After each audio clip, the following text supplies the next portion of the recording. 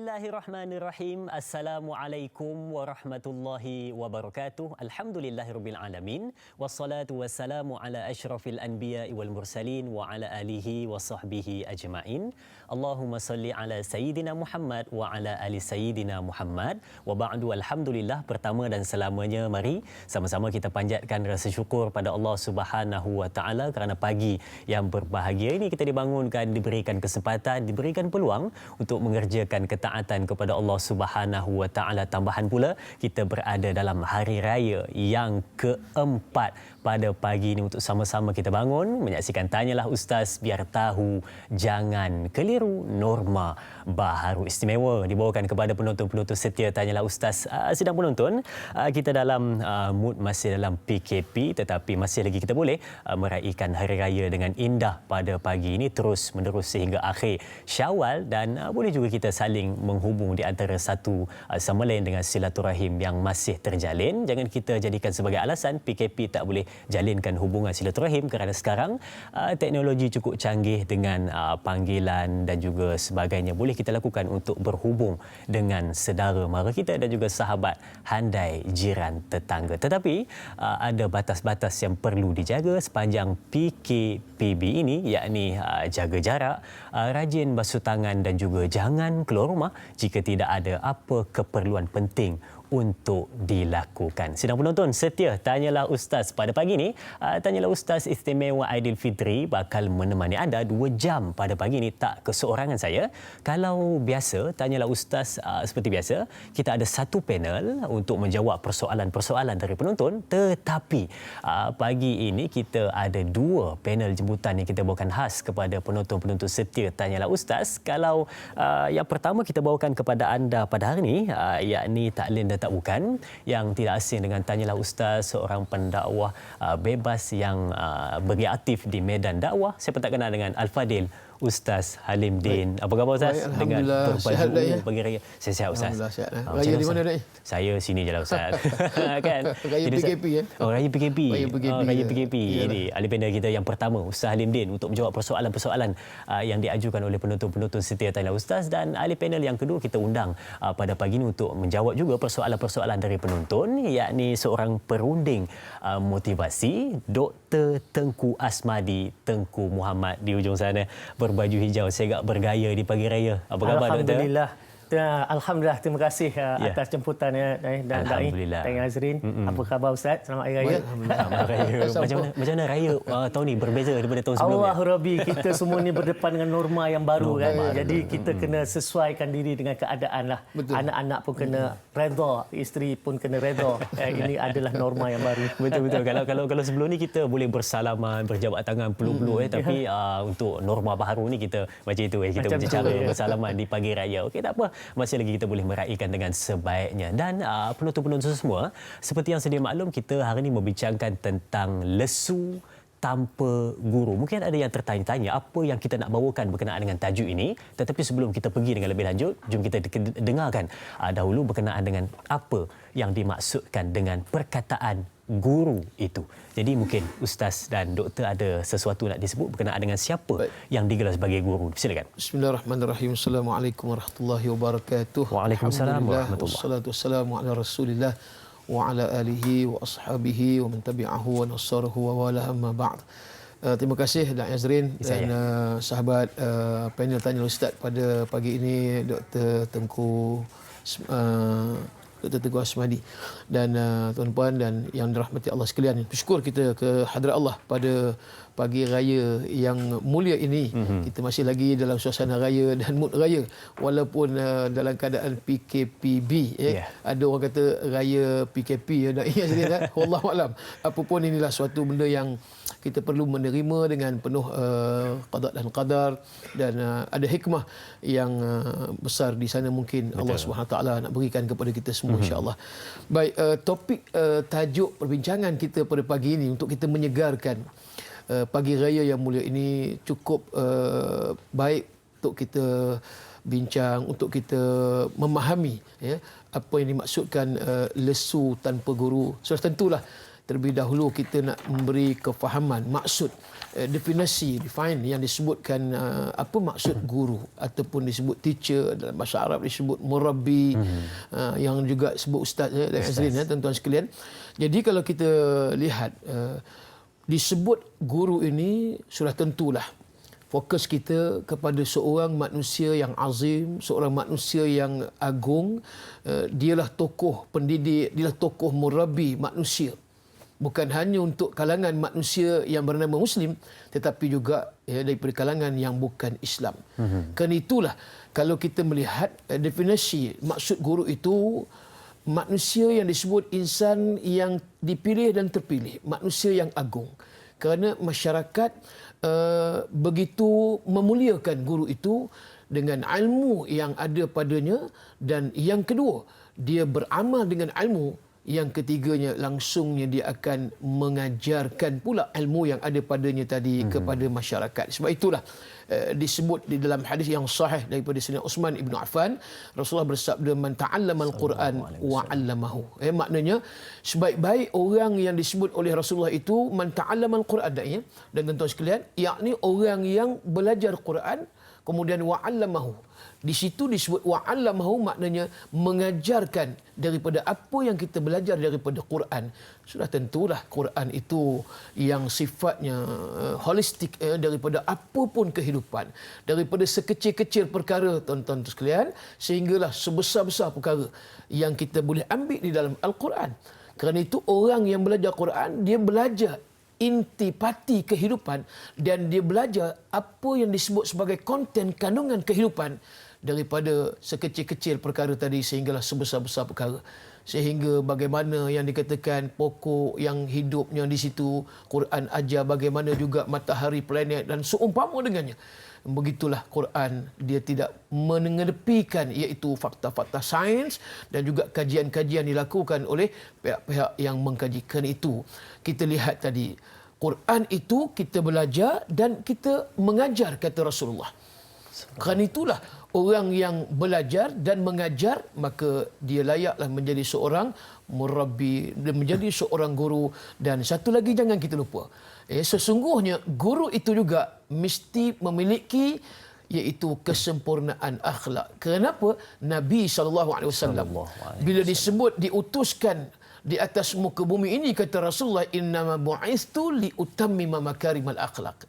Di sininya seorang guru, seorang yang disebut teacher, seorang murabbi, bukan hanya ilmu yang dipelajari, dia mengajarkan ilmu, tetapi yang lebih mulia guru itu sendiri, dia memiliki suatu peribadi, dia memiliki suatu akhlak, dan sudah tentulah akhlak itu juga akan dicontohi oleh mereka yang melihatnya. Sebab itu disebut di dalam Quran lagi, surah Al-Ahzab ayat yang ke-21, firman Allah, a'udzubillahi minasyaitonirrajim, laqad kana lakum fi rasulillahi uswatun hasanah. Maknanya sungguhnya bagi kamu pada diri Rasulullah itu seorang guru, maknanya di situ ada suri tauladan, contoh yang terbaik untuk kita ikuti.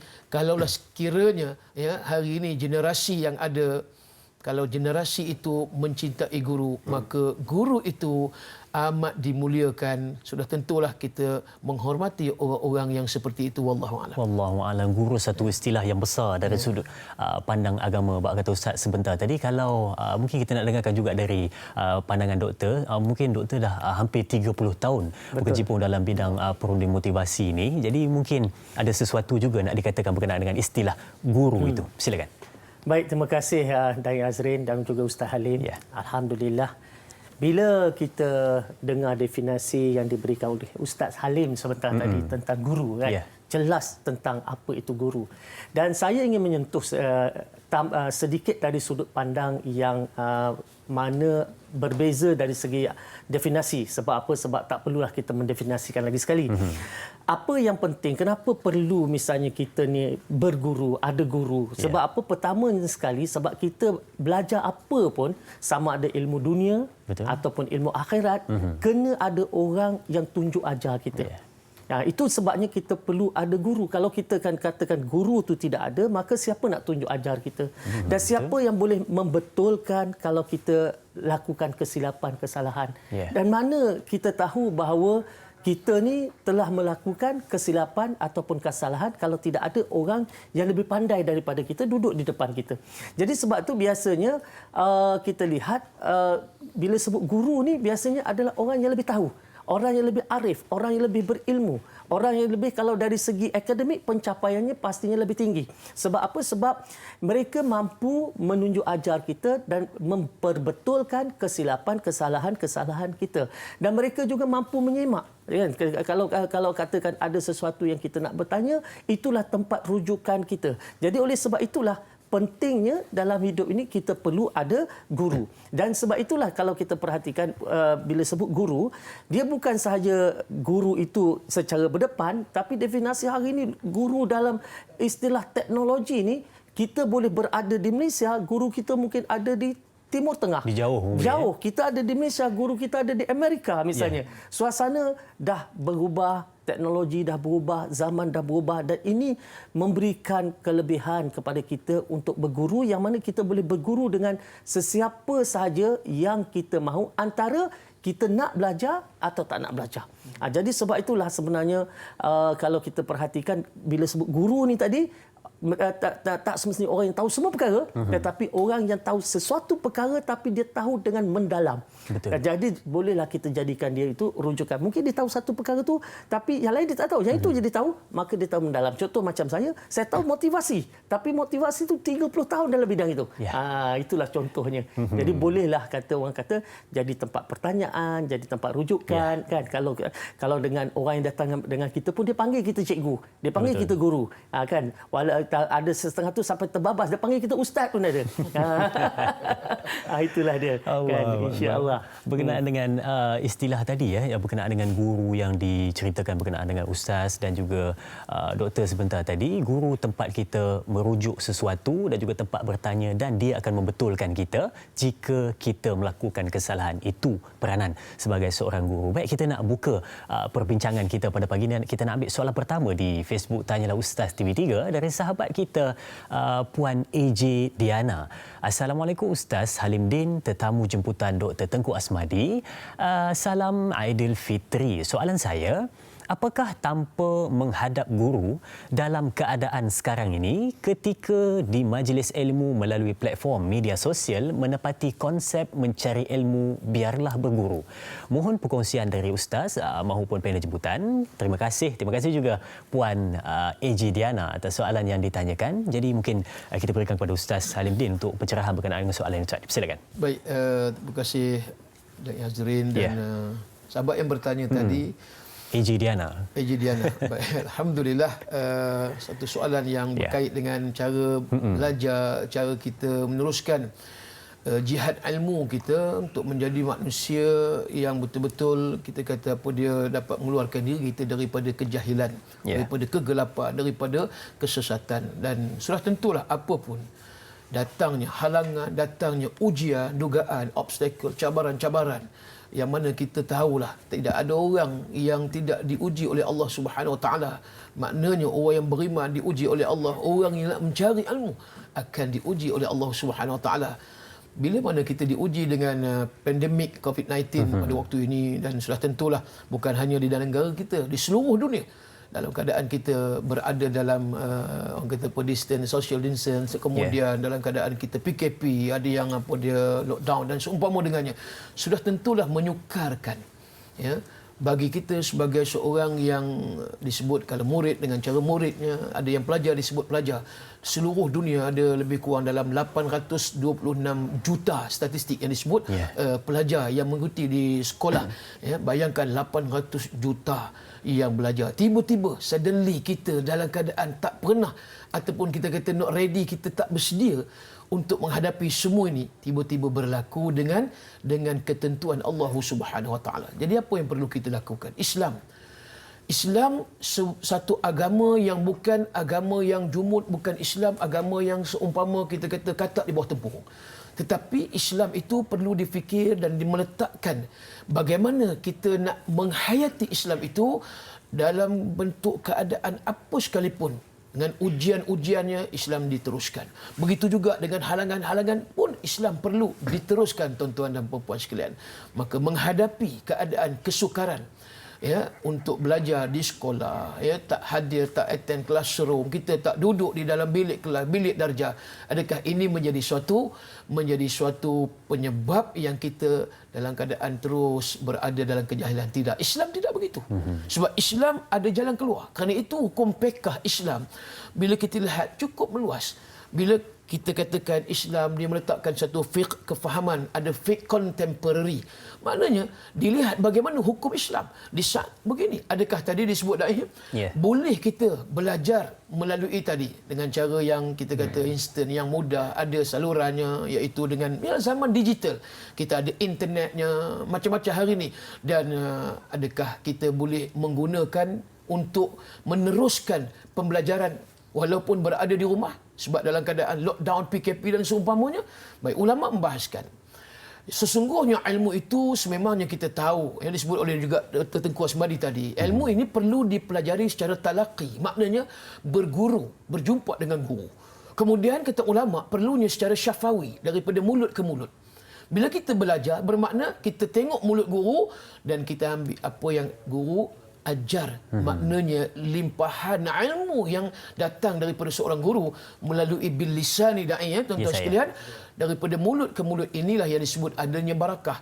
Bila mana sudah adanya dengan cara talaqi syafawi dan kita sudah satu dengan keadaan kita adanya marhalah ta'lim, maka kata ulama tidak salah kita berguru melalui dengan cara internet, mencari fakta-fakta yang lain, tetapi awas, ada internet maklumatnya yang benar, ada yang salah dan bercampur.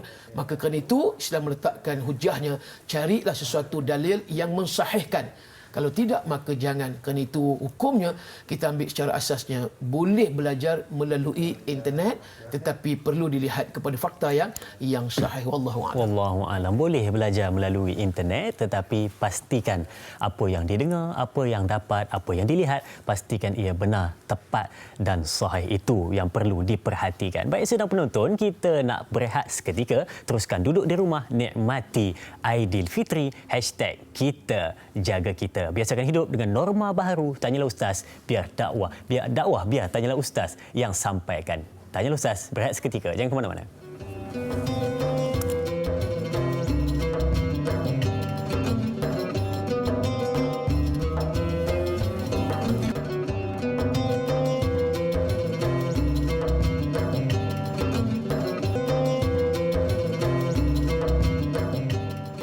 Tanyalah Ustaz, norma baharu ingin memberikan kepada anda solusi dan motivasi bagaimana nak menghadapi pelbagai ujian di zaman kita menghadapi wabak COVID-19 ini. Baik, sidang penonton, kita nak teruskan perbincangan kita macam mana dah raya yang keempat. Masih bersemangat untuk sama-sama kita memberikan tumpuan untuk kita mendengarkan perkongsian ilmu pada pagi ini. Kalau ada yang mungkin dalam keadaan lapar ke, boleh cari biskut-biskut raya yang masih ada baki untuk raya keempat ini.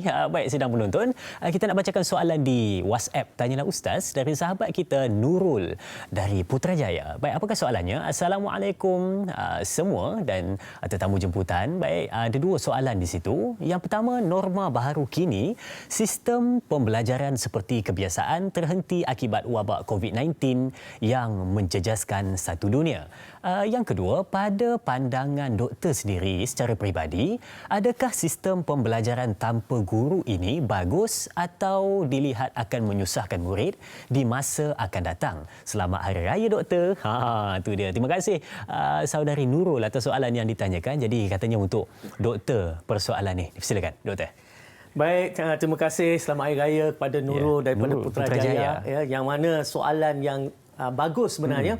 Kalau kita perhatikan, norma yang baru ini menyebabkan kita semuanya terpaksa berdepan dengan banyak perkara-perkara yang tak pernah kita berdepan selama ini. Sebenarnya kalau kita lihat, pembelajaran tanpa ada guru berdepan ni, kalau di barat dia dah menjadi satu perkara yang biasa, yang mana anak-anak pergi sekolah bawa tablet, bawa telefon bimbit. Malah di Malaysia untuk sekolah-sekolah yang berasrama penuh yang premium, ramai sekolah-sekolah premier ni Ustaz, yang mana mereka ni dah bawa iPad, bawa tablet pergi sekolah dan belajar. Cuma tidak menjadi satu norma yang baharu hinggalah apabila COVID-19 sampai, maka semua orang terdedah kepada satu sistem kaedah belajar yang tak pernah mereka gunakan selama ini.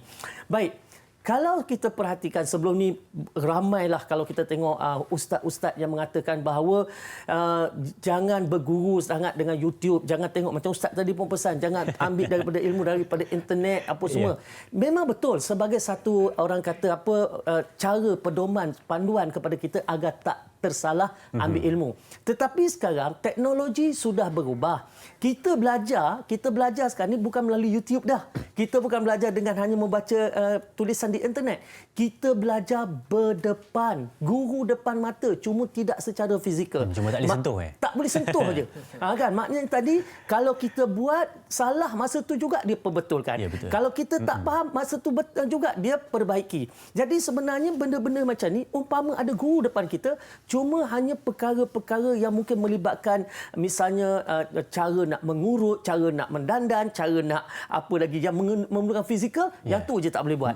Tapi kalau setakat nak baca Quran, kalau setakat nak belajar sains, kalau belajar sains mungkin tak boleh buat eksperimen. Itu saja tak boleh buat. Tapi dari aspek belajar secara online sebegini, ia adalah satu norma baru dan ini adalah merupakan future, masa depan. Semua orang perlu mahir, perlu tahu.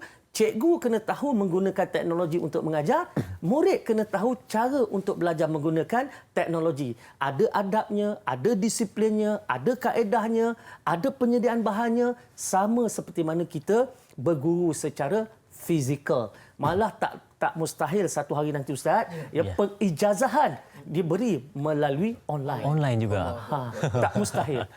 Ini adalah satu perkara yang akan berlaku lah, kan. Jadi kalau kita tengok pengijazahan secara online oleh kolej-kolej universiti sudah berlaku. Sudah berlaku, tetapi dari segi pengijazahan dari segi agama mungkin perkara yang masih baru, tetapi saya percaya satu hari dia akan pergi ke arah itu. Jadi kepada Nurul tu tadi, insya-Allah kita kena sama-sama menguasai, jangan kita terlepas atau terlambat. Kalau kita terlambat maka kita akan tertinggal. Waktu orang dah belajar semua macam ni, kita masih lagi terkial-kial. Ada orang nak buka komputer, nak buka telefon, nak install aplikasi, masih terkial-kial. Tak boleh. Sekarang kita kena laju, semuanya zaman serba laju, Ustaz.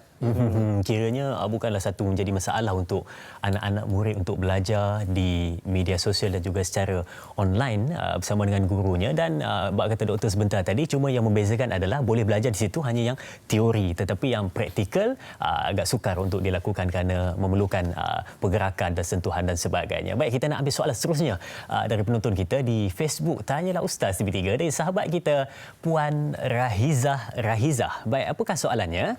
Assalamualaikum Ustaz dan Dai serta semua yang bertugas. Soalan saya, tanpa seorang semuanya jadi lesu. Tanpa seorang guru mungkin, tanpa seorang guru semuanya jadi lesu. Bagaimana sekiranya seseorang itu hanya belajar hal-hal agama melalui Google sahaja, YouTube, membaca buku-buku tidak melalui seorang guru? Apakah amalannya akan diterima oleh Allah Subhanahu Wa Taala seperti orang lain yang belajar melalui guru-guru agama? Terima kasih yang bertanyakan soalan Puan Rahizah. Soalan yang cantik saya kira. Jadi bagaimana Ustaz? Adakah diterima atau tidak? Boleh ataupun tidak? Silakan. Baik, terima kasih Dai Azrin dan yang bertanya soalan tadi. Saya rasa memang soalan yang cantik, yang bagus untuk kita memahami. Saya melihat yang pertama, situasi. Bila mana kita belajar ni bermakna kita perlu berguru. Saya ada satu cerita bila mana orang yang belajar ni tanpa guru. Katalah dia belajar Dai, tuan-tuan sekalian, dia belajar hanya dengan membaca contohnya. Dalam satu cerita ni dikatakan, kalau kita ambil dalam sebuah hadis, Nabi menyatakan habbatus sauda shifaun likulli da'. Maknanya habbatus sauda itu adalah penawar kepada segala penyakit. Habbatus sauda. Tapi orang ni, dia bila mana tak berguru, dia melalui pembacaan. Maka dia pun bacalah satu kitab, satu buku, dia baca, dia tengok-tengok, ditulis itu hayyatun sauda. Hayyatun ni maksud dia ular. Hayyatus sauda shifaun likulli da'. Maksud dia ular hitam itu adalah penyembuh ataupun boleh menawar setiap penyakit. Baik, bila mana dia ambil fakta di situ, dia pun cari ular, dia pun pergilah rebus, pergi masak apa semua, mungkin barangkali macam itulah, dia bagi pada anak dia yang sakit tadi, minum air ataupun makanlah dari apa dia, daging ular sebagainya.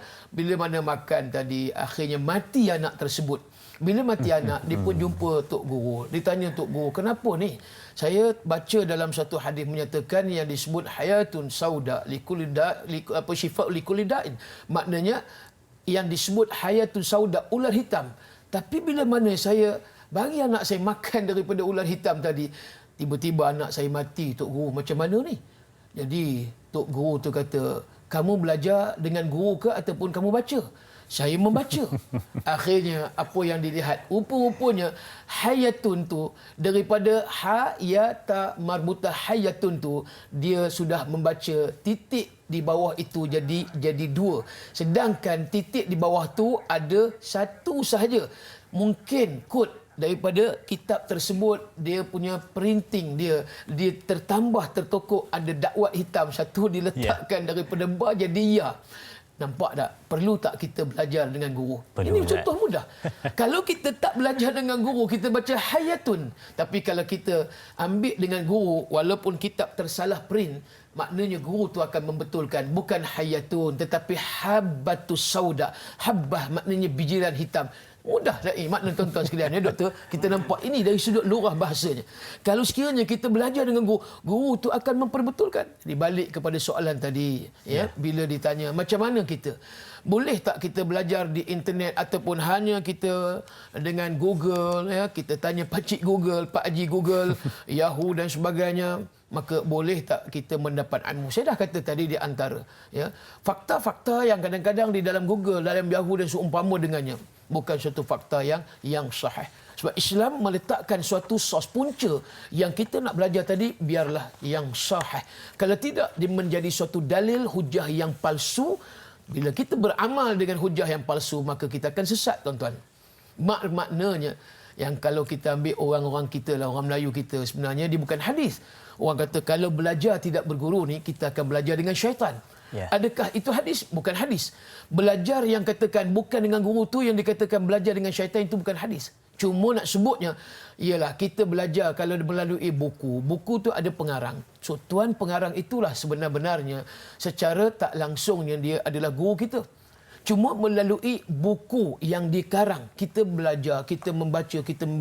Jadi tidak menjadi suatu kesalahan. Sebab itu disebutkan tadi, kalau kita nak belajar dengan Google, make sure pastikan daripada maklumat, daripada apa yang ditulis itu orang yang authority. Sebab bila mana kita belajar, mesti guru yang ada ijazah, guru yang ada tauliah. Kalau tidak, seperti mana orang yang menjadi engineer, tak akan ada seorang jurutera yang belajar hanya dengan membaca boleh jadi jurutera. Tidak ada seorang doktor 6 tahun dia asasnya dia hanya belajar dengan buku-buku perubatan, dia akan boleh menjadi doktor. Pastinya melalui proses praktikal, housemanship dan seumpama, barulah layak dia menjadi seorang doktor. Begitulah perumpamaan dai, wallahu alam. Wallahu alam. Hebat untuk kupasan berkenaan dengan perihal soalan yang dikongsikan sebentar tadi. Belajar berguru itu lebih baik untuk menegur jika ada kesilapan dalam ilmu yang kita pelajari. Baik penonton, kita ada keratan akhbar untuk dikongsikan kepada anda. Silakan.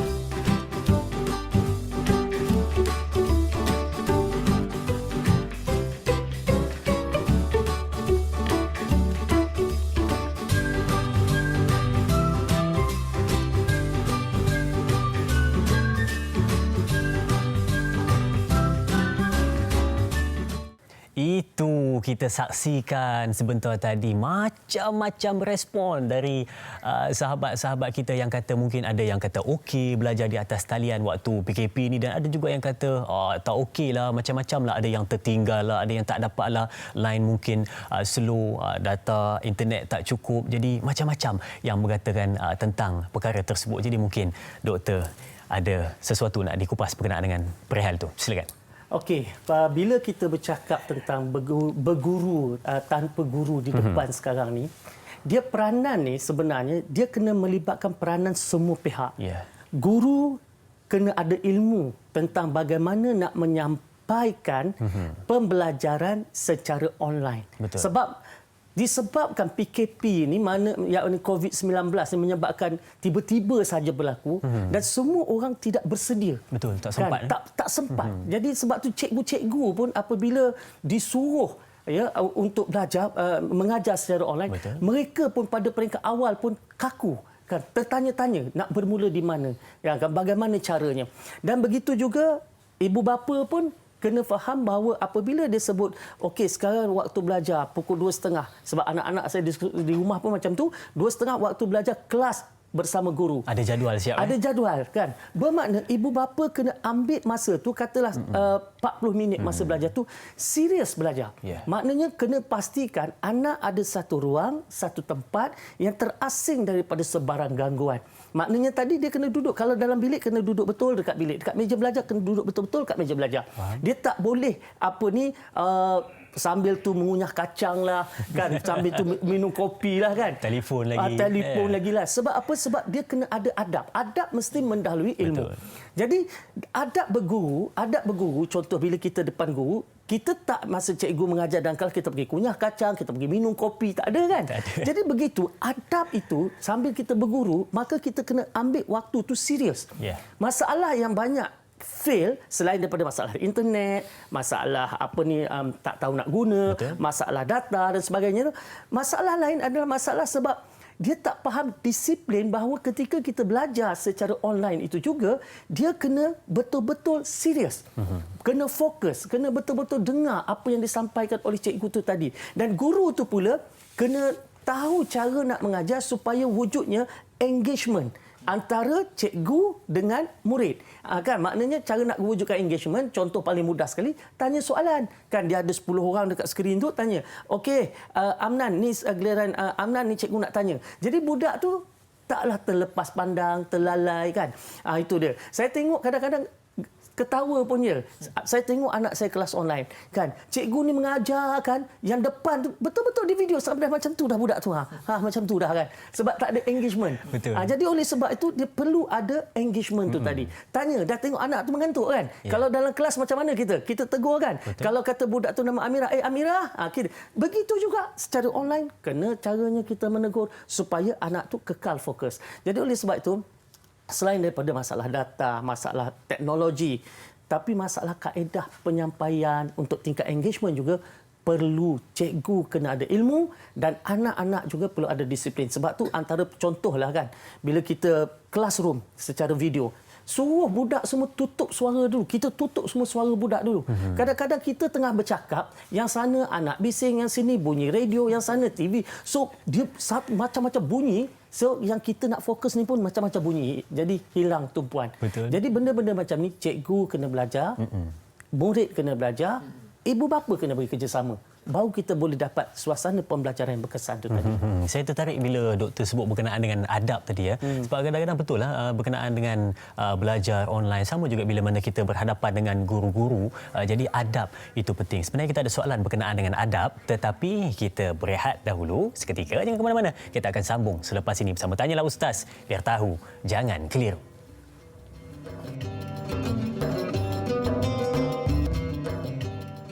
Alhamdulillah, terima kasih diucapkan kepada semua penonton setia Tanyalah Ustaz. Masih bersama pada pagi ini menantikan pencerahan-pencerahan dari panel-panel yang kita bawakan khas untuk penonton-penonton setia Tanyalah Ustaz. Biar tahu, jangan keliru. Mungkin ada yang sedang termenung di rumah pada pagi ini, tak dapat balik raya, rindu akan kampung. Jangan risau, masih lagi kita boleh melakukan aktiviti ziarah, menziarahi sahabat-sahabat dan juga jiran tetangga. Tetapi pastikan jarak dijaga dan jangan melebihi 20 orang dalam satu masa. Baik, macam mana kita nak teruskan perbincangan kita pada pagi ini? Kita nak ambil soalan seterusnya di WhatsApp Tanyalah Ustaz. Kalau tadi Dr. Ismadi ada kongsikan berkenaan dengan adab dan kita nak lihat pula pada sudut pandang Islam bersama dengan Ustaz Halim bin. Apakah soalannya? Baik, kita lihat soalan.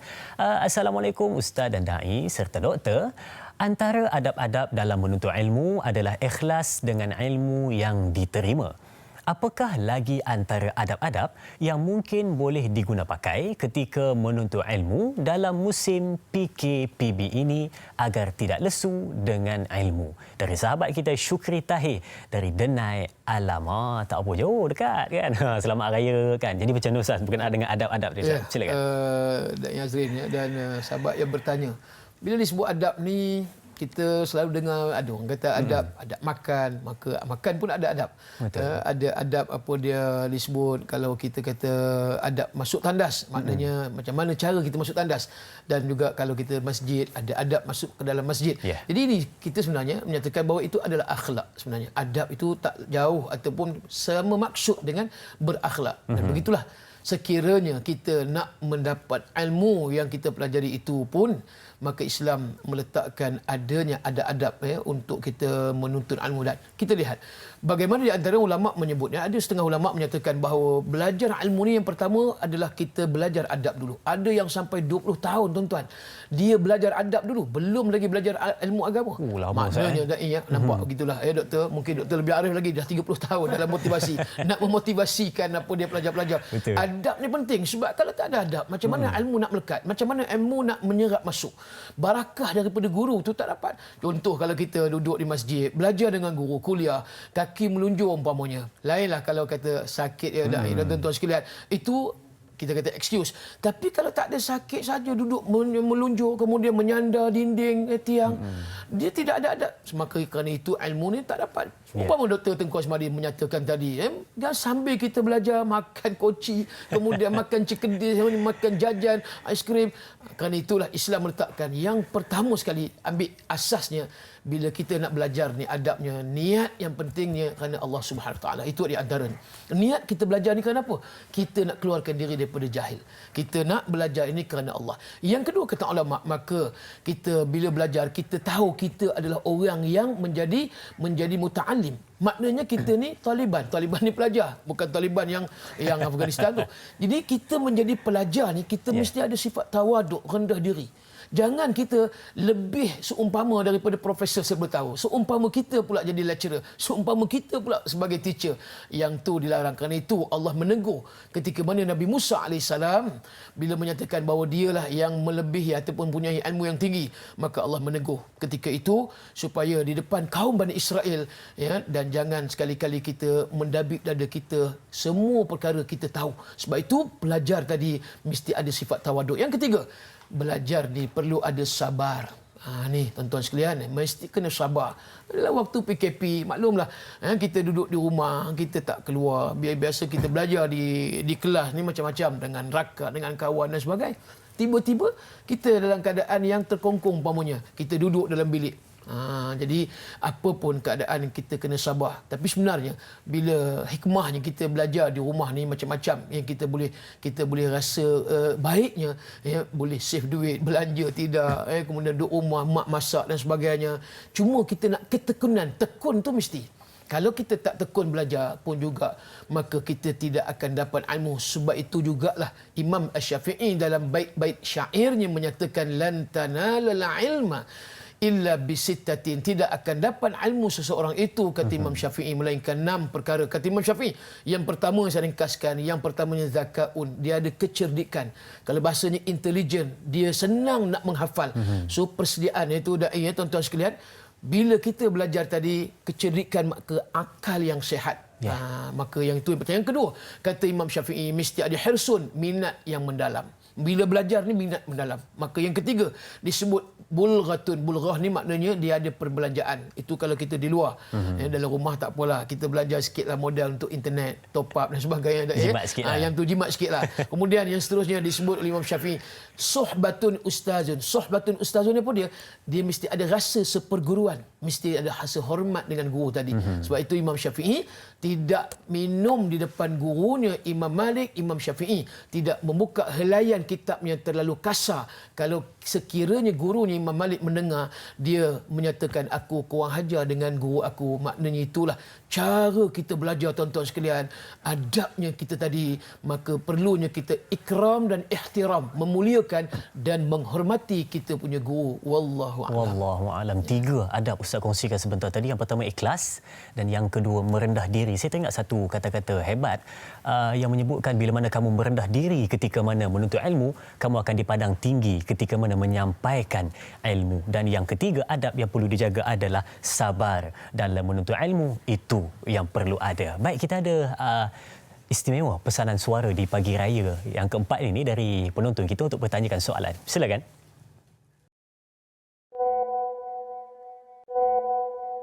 Assalamualaikum Ustaz. Saya nak tanya sebagai seorang ibu kepada anak perempuan yang berusia 5 tahun, agaknya salah ke kalau saya menolak anak saya daripada membuat kerja-kerja rumah untuk join sekali kelas online tu, sebab saya rasa bila makin lama saya perhatikan anak saya tu mengalami rasa bosan buat homework. Sebab dia rasa bila dia dekat rumah tu bukanlah dia untuk buat kerja rumah. Dia lebih suka bermain dengan permainan dia suka tengok TV, dia enjoy daripada dia buat homework. Sebab saya rasa makin lama makin saya tengok dia akan cepat bosan, dia akan mungkin menghadapi depresi, kita tak tahu. Pada usia yang 5-6 tahun ni tak perlulah mereka untuk dibebani dengan kerja-kerja sekolah secara online ni. Itu pandangan saya lah. Terima kasih Ustaz. Terima kasih Puan Kalsum. Soalan yang ditanyakan dari pesanan suara, anaknya 5 tahun. Kalau saya tak silap, yang mana tiba-tiba jadi bosan, jadi letih bila mana belajar, kita pun muskil. Mungkin ada sebab kenapa jadi begitu. Hilang mood, Ustaz, hilang mood. Jadi mungkin doktor ada sesuatu. Silakan. Pertamanya sekali, ini untuk mereka yang anak-anak kecil ya. Ya, anak kecil. Bila kita tengok usia pelajar daripada tadika sampai kepada usia dalam 9-10 tahun ni, mereka mempunyai sela masa yang pendek-pendek untuk fokus. Dia tak boleh lama. Dia tak boleh lama. Sebab tu saya daripada dulu bila saya beritahu kepada ibu bapa belum PKP pun, kalau anak kita tu dia boleh belajar dalam masa 10 minit, biar 10 minit. Lepas tu ulang balik. 10 minit lagi. Kalau dia buat 6 kali 10 minit dah 1 jam. 1 jam. 1 jam. Apatah lagi bila belajar di rumah. Ya, betul. Yang jadi bosan sebab mak dia juga paksa, okey ni benda ni kena belajar dalam masa 30 minit contoh. Dia suruh budak tu duduk 30 minit. Bosanlah budak tu. Kan? Dan kita nak mengelak daripada budak rasa bahawa belajar itu satu beban. Ya, tetapi betul. kita nak menukar kepada anak tu merasakan bahawa belajar itu sesuatu yang menyeronokkan. Jadi oleh sebab itu kita beritahu dia, okey kita nak pergi tengok TV ke, nak pergi main dengan adik ke abang ke, okey buat dulu sini 10 minit, berapa minit boleh? 10-15 minit, tinggallah. Nanti datang sambung lagi 10-15 minit. Jadi yang pendek-pendek itu satu, mengelak kebosanan. Yeah. Yang kedua, apabila anak belajar, dia kena melibatkan semua panca indera. Dia bukan hanya duduk baca atau duduk dengar ataupun duduk tengok, tak. Dia mesti melibatkan seluruh panca indera. Jadi oleh sebab itu mata kena melihat, telinga kena mendengar, tangan kena membuat.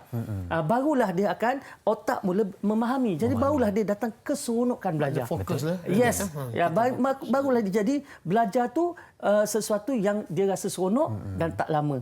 Jadi sebab belajar di online, belajar di rumah ni kita lupakan cara belajar dalam kelas. Cara belajar dalam kelas, kita boleh duduk sekolah, anak datang pukul 8 pagi misalnya sampai pukul 11 pukul 12 habis.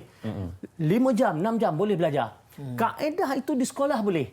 Tetapi di rumah tak boleh. Jadi oleh sebab tu kita kena letakkan susunkan bahan-bahan itu mengikut masa. Kan? Jadi yang penting cuma beza dia di rumah, belajar di rumah, dia tidak ada masa. Dia tidak ada masa maknanya 6 jam je. Tak. Pagi beberapa kali, petang sikit, malam pun sikit. Kan? Jadi maknanya kelas itu sampai malam pun anak masih belajar lagi di rumah. Masa lah doktor. Jadi macam tu. Betul. Sebab kita tak nak dia engage satu masa yang panjang, tetapi dia perlu belajar. Jadi kita kena susunkan sebegitu. Bukannya dengan kita kata, saya menolak cara belajar tu, jadi saya tak nak anak saya belajar. Habis kalau anak tak belajar, dengan sekolah pun tidak, apa nak jadi anak kita? Jadi kita kena sesuaikan. Tapi sebab betul lah kita bila tengok budak-budak ni, tambahan pula tadi umur 5 tahun ni, dia sukakan aktiviti ya, suka menari-nari, berjoget-joget ya. Bila mana kadang-kadang kita jumpa dengan budak-budak pun memang dia gemar macam itu. Jadi mungkin kita boleh variasikan cara mengajar untuk budak-budak tambahan ibu bapa yang berada di rumah untuk menyeronokkan anak-anak ketika mana belajar. Baik, kita ada kalau kita di masjid pun macam tu juga. Di masjid pun sampai 1 jam. orang bosan kalau tak ada humor, kalau tak ada jenaka Ya. kan. So Mungkin nak kena macam ada- tu lah dia kena ada kalanya nak bagi orang segar sikit kan macam tu. 15 minit senaman, 15 minit senaman dia. Okey, baik. Kita ada soalan di Facebook sedang menonton. Dari sahabat kita Puan Nur Hayati Ismail. Baik, apakah soalannya? Assalamualaikum Ustaz dan tetamu jemputan. Bagi yang dewasa, terutama peringkat umurnya 50-an, kami masih dibimbing oleh Ustaz melalui aplikasi WhatsApp. Ujian kefahaman dibuat melalui link yang diberikan. Bukan semua dari kami mahir dengan teknologi. Kita boleh bertanya namun tidak dapat kepuasan yang sama dengan belajar secara berdepan. Sekurang-kurangnya di dalam kelas kita boleh berbincang dengan kawan-kawan. Ini yang menjadi semangat sedikit menurun dan hilang Ustaz. Apakah ini bermaksud kita telah hilang keberkatan dalam menuntut ilmu? Mohon pencerahan Ustaz. Terima kasih Kak Iyat dari Bandar Tasik Puteri, Rawang, Selangor. Terima kasih Kak Iyat, selamat raya. Dan Ustaz, macam mana katanya tadi? Nak tanya depan-depan ni, kalau depan-depan lagi puas, dalam tu tak berapa Ustaz. Bagaimana? Baik, terima kasih yang bertanya. Memang kita tidak menafikan ya tuan-tuan dan puan-puan sekalian, belajar yang disebut secara talaqi dan syafawi tadi. Maknanya berjumpa dan juga dengan mulut ke mulut itu sebenarnya lebih, kita kata pun lebih rasa zuk dia punya lazat dia itu lain ya. Rasa keseronokan, ada nikmat dia tu berkesan dia bila kita berjumpa dengan guru ni lain. Dan itulah kata tadi kita dalam keadaan new normal, maknanya kita dikejutkan dengan satu budaya mau tak mau, maknanya inilah yang katakan proses modernisasi dunia kita yang kita ke arah yang lebih maju, lebih moden, lebih moden dan maju. Bila mana berlakunya keadaan seperti ini, maka antara yang disebut sebagai aplikasi dengan smartphone, zaman digital macam-macam hari ini, orang akan ambil suatu gantian. Memang kita tak boleh pergi masjid contoh. Kuliah tak ada, ceramah tak ada, bahkan nak sembahyang Jumaat, sembahyang raya pun tak boleh ni tuan-tuan. Itu lagi teruk kita. Muskil tu macam mana muskil, tu? sembahyang raya pun ada yang 12 orang dan sebagainya. Runsing. Jadi maknanya kita sembahyang pun tak boleh ramai-ramai, entah lagi kalau nak datang ke masjid kuliah dan juga apa dia ceramah. Macam itulah tadi, artinya suatu benda yang baru tadi, alat-alat teknologi, nak tak nak maknanya kita cuba belajar. Kita cuba belajar. Kita ada anak, cuba tanya anak macam mana nak download Skype-nya, kemudian Zoom-nya, kemudian apa dia StreamYard, macam-macam. Saya pun gitu juga, ada tazkirah online dan sebagainya, FB Live. So benda ni kita kena belajar, sebab kalau kita kata itu sebagai kekangan, maknanya kita khawatir. Kalau kata PKP ni dilanjutkan sampai 6 bulan, kata contohlah 6 bulan, takkan 6 bulan, 6 months, kita nak jadi orang yang tak tahu apa benda, rugi tak? Rugi. Sedangkan masa 6 bulan tu, dengan adanya teknologi yang sophisticated, yang canggih, yang moden, kita tak manfaatkan rugi. Sebab itulah kita perlu ambil Islam, meletakkan tadi pemodenan hidup tadi perlu ada. Dan begitu juga menguasai ilmu teknologi itu di antara yang disebut sebagai daripada komponen ilmu yang diajar oleh Allah daripada Quran dan juga daripada hadis Nabi SAW. Bila dibicarakan tadi soal tentang barakah, itu kita tidak nafikan ya. Ada sahabat saya yang baru meninggal bulan Ramadan baru ni. Dia orang yang ada PhD, doktor syariahnya, doktor hadisnya hebat. Dia jadi pensyarah di sebuah universiti, meninggal di bulan Ramadan. Dia selalu hadir dengan kuliah-kuliah tok-tok guru yang hebat. Bila mana orang perasan dia datang ke kuliah, dia orang tanya, wahai doktor, bukankah doktor ni orang yang mengajar, orang yang memang paling layak mengajar, bukan yang diajar. Tapi tetap tuan-tuan sekalian, Allah doktor, bagaimana dia boleh hadir kuliah tok guru yang mengajar? Senang dia jawab, dia kata apa dia, sebab saya nak ambil barakah daripada guru yang mengajar. Ini yang disebut barakah. Itu memang kita tak nafikan. Kita nakkan keberkatan, iaitu kebaikan daripada tok guru, daripada kitab yang diajar oleh tok guru. Walaupun kita sudah jadi guru, inilah yang perlu dilazimi tuan-tuan dan puan-puan sekalian. Walaupun kita orang yang dah hebat, tak apalah. Kalau kita katakan yang disebut Imam Syafi'i tadi, dia sudah menghafal kitab Al-Muwatta sebelum dia berguru dengan Imam Malik. Bayangkan, tetapi tetap dia berguru dengan Imam Malik kerana nakkan barakah daripada tok gurunya Imam Malik. Sebab itu bila disebutkan tadi, sebaik-baik memang kita nakkan guru yang ada di depan, tetapi kita tidak boleh beri alasan kalau sekiranya kita tak berjumpa dengan guru, kita tidak belajar. Yang ni suatu yang kita boleh katakan perkara yang cukup sedih, malang kalau sekiranya itu alasannya. baik. Maknanya kita cubalah belajar dengan channel-channel, dengan cara-cara yang moden. Mudah-mudahan walaupun kita tak berdepan dengan Tok Guru, tapi kita dengar daripada mulut Tok Guru juga, dan kita boleh menatap wajah Tok Guru dengan tadilah aplikasi yang ada Zoom, Skype dan seumpama dengan, insya-Allah mudah-mudahan ilmu tadi mengalir daripada seorang ulama kepada muridnya. Wallahu a'lam. Memang kita nak berada di hadapan guru, bertentang mata, bertanyakan soalan, tetapi masa dan keadaan tidak mengizinkan. Itu yang patut kita perhatikan. Baik, sedang penonton, kita nak berehat seketika. Biasakan hidup dengan norma baharu dakwah. Biar tanyalah Ustaz yang sampaikan. Berehat seketika, jangan ke mana-mana.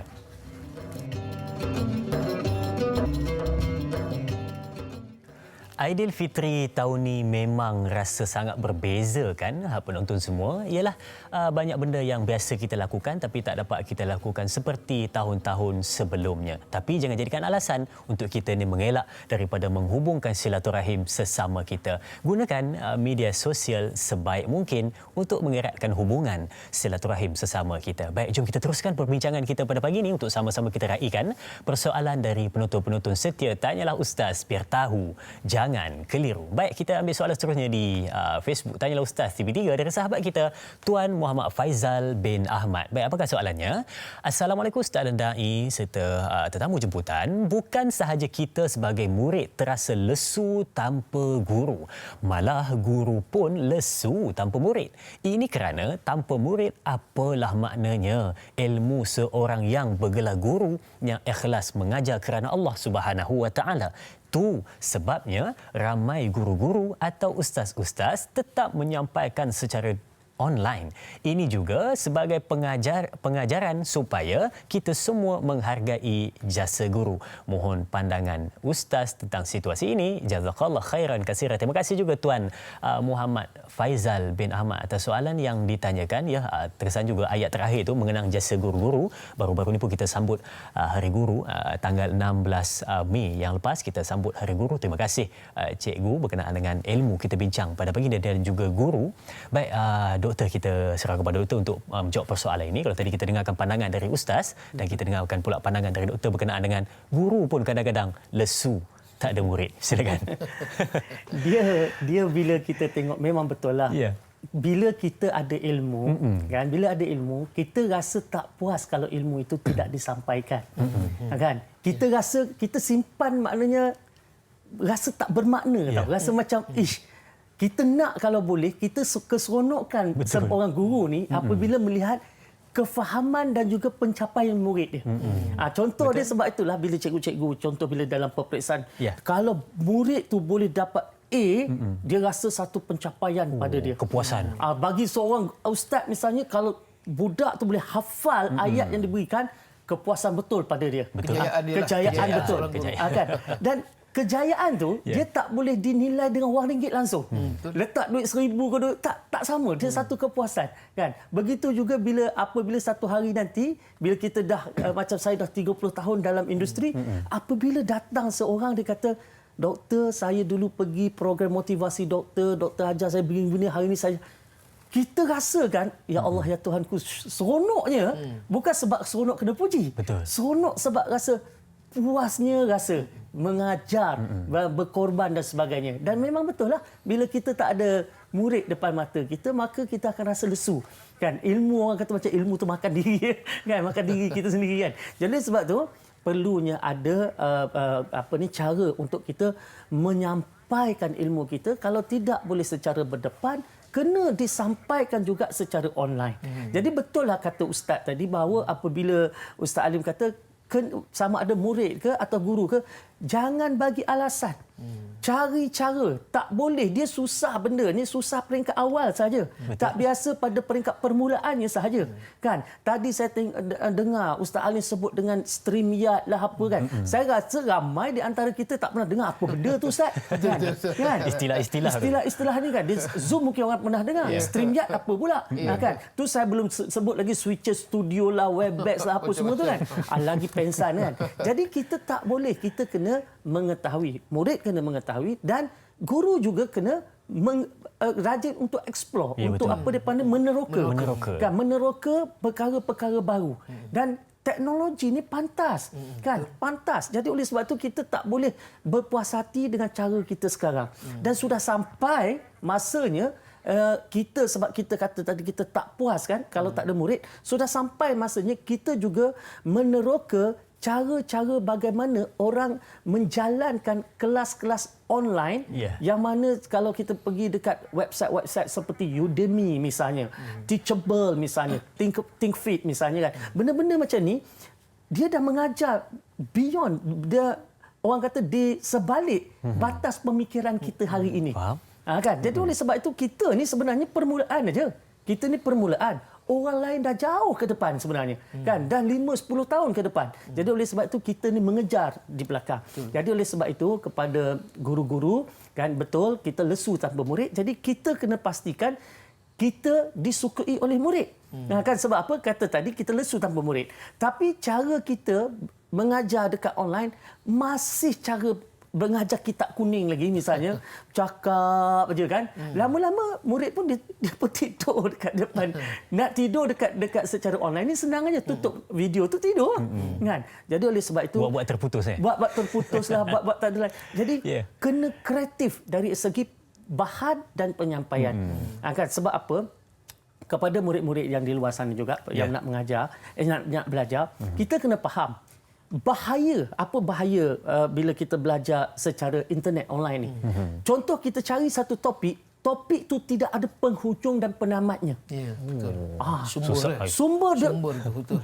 Tak ada penghujung dan penamat. Jadi oleh sebab tu kita belajar, kita pun tak tahu kat mana kita patut berhenti. Betul. Tetapi bila ada guru akan menentukan tahap keupayaan kita dan juga tahap penguasaan kita, dan guru akan menentukan cukup untuk awak setakat ini.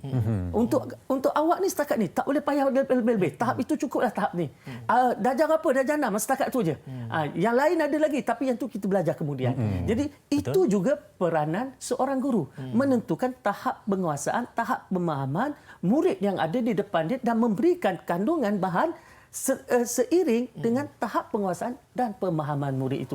Jadi sangat penting berguru ni. Kan? Dan peranan guru tu tadi kena kreatif dalam menyampaikan supaya tak bosan. Kan? Mainkanlah video, mainkanlah gambar, tunjukkanlah apa-apa sikit. Even demonstrasi, jangan kita duduk mentang-mentang kita buat meeting online, duduk kaku kat sini je. Keluarlah sikit, duduk bawah pokok misalnya kan. Sebab talian internet bawah pokok dengan telefon ni masih boleh pakai lagi. Asyik dinding putih je belakang kan. Asyik dengan benda-benda yang putih, yang green screen tu kita dah tahu dah sekarang ni. Dulu kita boleh tipu orang benda tu green screen. Sekarang orang dah faham dah. Kan? Cuba kreatif. InsyaAllah. Maka ini akan mampu menarik murid dan murid tak lesu. Dan kita juga, kerana kita sebagai guru, kita berfikir. Sebab satu perkara kadang-kadang ni Ustaz, kalau kita tengok, persediaan kita sebagai guru nak mengajar walaupun online itu penting. Kan? Seperti mana Ustaz nak pergi masjid misalnya, Ustaz akan bersedia ni kitab apa semua. Saya tengok Ustaz nak keluar ni, tadi Ustaz dah sedia. Tulisan penuh tu kan. Persediaan. Jadi oleh sebab itu, belajar online pun perlu ada persediaan yang mana ini menyebabkan guru takkan lesu bila menyediakan bahan-bahan itu tadi. Untuk mengelakkan daripada bosan dan juga mungkin ada yang tak semangat belajar, jadi kreatif dalam nak menyampaikan sesuatu kepada anak murid yang sedia menanti ilmu dari guru mereka. Baik, kita ada VT, respon ibu bapa berkenaan dengan pembelajaran semasa PKPB. Silakan.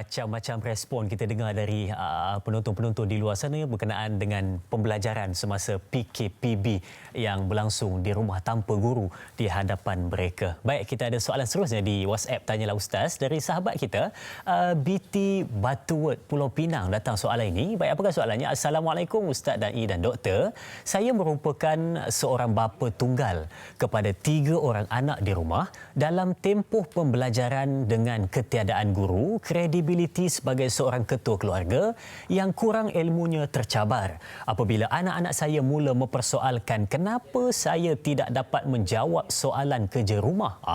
Tu dia. Walaupun mungkin tak sengaja, sebagai seorang dewasa saya agak tercabar. Saya sedar saya tidak berpelajaran tinggi dan pembelajaran sekarang tidak sama dengan yang dahulu.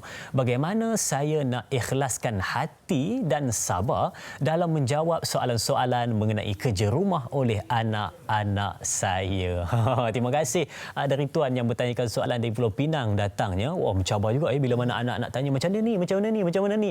Sudah kan. Bapa tak boleh jawab Ustaz. Jadi macam Ustaz kata nanti nak ikhlaskan hati tu untuk menjawab soalan-soalan dari anak-anak. Silakan. Baik, terima kasih yang bertanya, tuan dan perempuan yang saya hormati sekalian.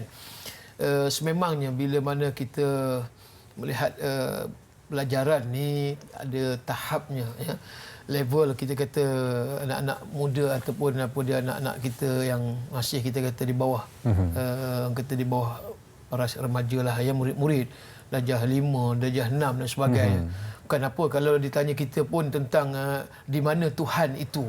Katalah dan tuan sekalian ditanya Tuhan tu di mana? Ya, Tuhan tu bagaimana? Macam mana kita nak jawab? Kalau kita pun tak belajar sifat 20, kita tak belajar tauhid, kita tak boleh jawab. Kita nak jawab apa dia? Ada bentuk tak Tuhan tu? Kita nak sampaikan, nak beri jawapan, nak respon.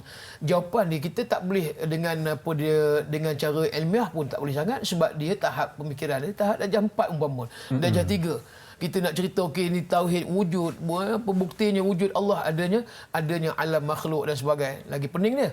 Jadi kan itu bila mana anak-anak ni ialah kita tahulah mereka memerlukan tadi iaitu tempat mereka nak bergantung. Tadi pertanyaan. Sebab itu dalam Quran bersebut bila Allah menyatakan fasalu ahla dzikri in kuntum la ta'lamun. Bertanyalah kepada orang yang tahu bila kamu tak tahu. Maknanya tuan-tuan sekalian, kita memang macam mana pun kena rujuk kepada seorang guru yang boleh mendapat suatu kesahihan. Kalau sekiranya kita sebagai bapa pernah menjalani apa dia kata proses persekolahan dulu. Yalah dulu lain, zaman dulu kalau sekarang sebelum ni lah dia ada SRP. Sebelum SRP dia ada LCE. Masa SPM sebelum tu dia MCE. Kalau STP doktor dia kata apa? HSC. Masa tu waktulah semakin orang kata semakin berganjak, semakin ke depan. Jadi perubahan. Macam-macam istilah macam-macam istilah. Perasaan saya sama. Kertas amnya kalau STP, kalau HSC dulu lain mungkin. Sekarang kertas am lain kalau nak sebutlah macam-macam am-amnya gitu. Kan itulah kepelbagaian bentuk ilmu yang perlu dikuasai oleh ibu bapa. Kalau sekiranya ditanya oleh anak-anak, maka memanglah kita apa pun jawab dulu. Yang penting kita jawab dulu berdasarkan pengetahuan kita. Ya, logik pun kita kata logik lah. Maknanya kalau benda tu yang kita boleh jawab. Jangan kita sembunyi, jangan kita kata tak tahu. Sebab anak tadi mengharap. Ini psikologinya. Anak ni bila tanya kita, dia menganggap kita ni bapa adalah sebagai murabi dia. Kalau tak di sekolah, maknanya bapa ni sebagai pendidik secara tak langsung di rumah. Bila mana guru dah tak ada ni, yang disebutkan tadi, kita takkan nak membiarkan anak tu terus berada dalam keadaan kelesuan, dalam keadaan tak ada ilmu, dalam keadaan mereka nanti jadi sindrom malas, mereka dah tak mau belajar. Bayangkan dia ada satu cara yang saya nak tambah pada ustaz kata tadi. Apa dia? Bila kita ayah tak tahu, ayah kena bagi skill kepada anak macam mana nak mencari jawapan.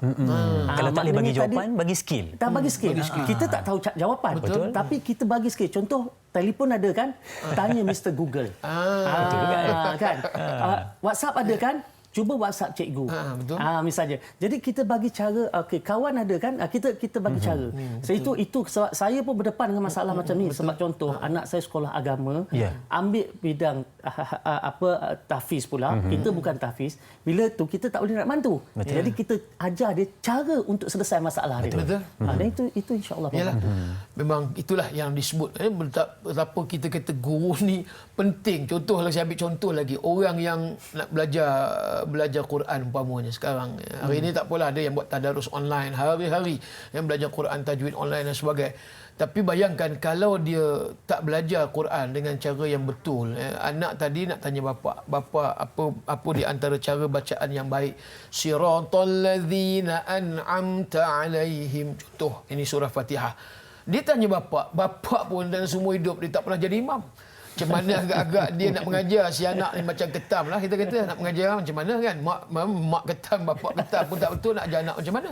Jadi kerana itu bila tanya seorang yang tak tahu, kalau sekiranya dia mengeluarkan jawapan, kalau diberi jawapan yang salah, macam mana? Dia dengar ayah dia bunyi jironton lajina ngam-ngam. Itu contoh tuan-tuan. Contoh ni bukan betul ni. Jauh bayangkan jauh bunyi sampai ngam-ngam pun ada.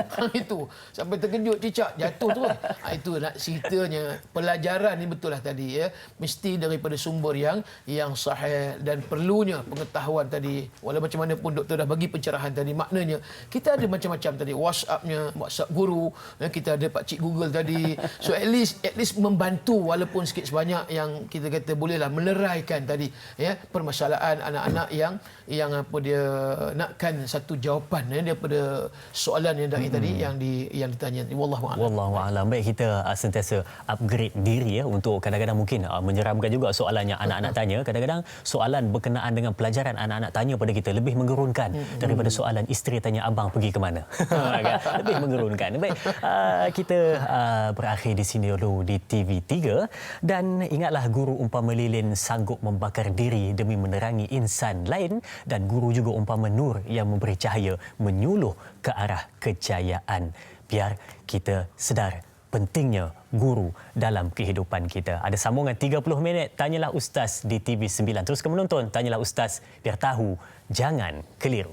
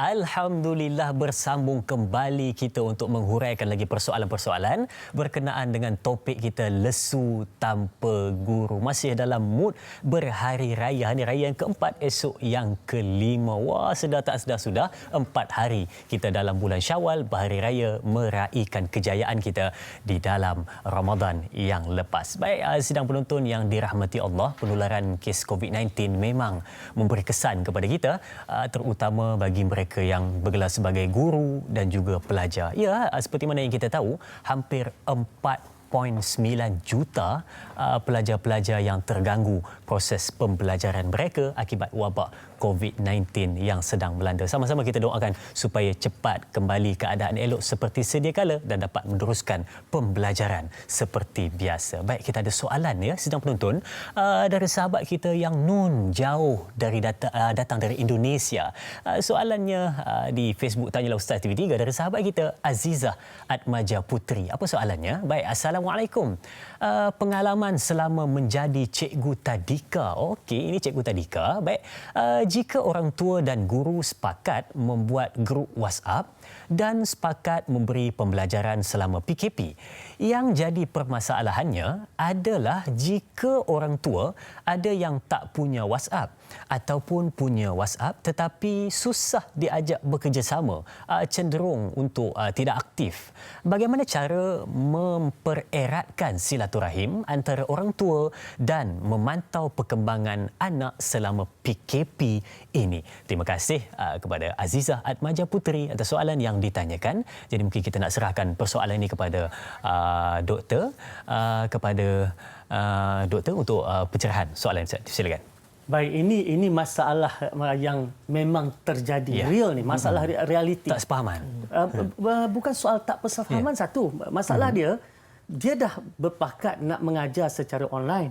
Tapi ada yang tak ada WhatsApp pun. Kan? Ada pula ada WhatsApp tak tengok-tengok pun, tak semak-semak pun, tak hirau pun. Ini yang jadi masalah kepada guru. Jadi guru pun duk fikir, anak ni macam mana anak ni nak belajar. Okey, biasanya kita galakkan anak-anak ni, apa yang berlaku ya, ni sebab saya anak-anak ramai kan. Memang ada sekolah ibu bapa begitu.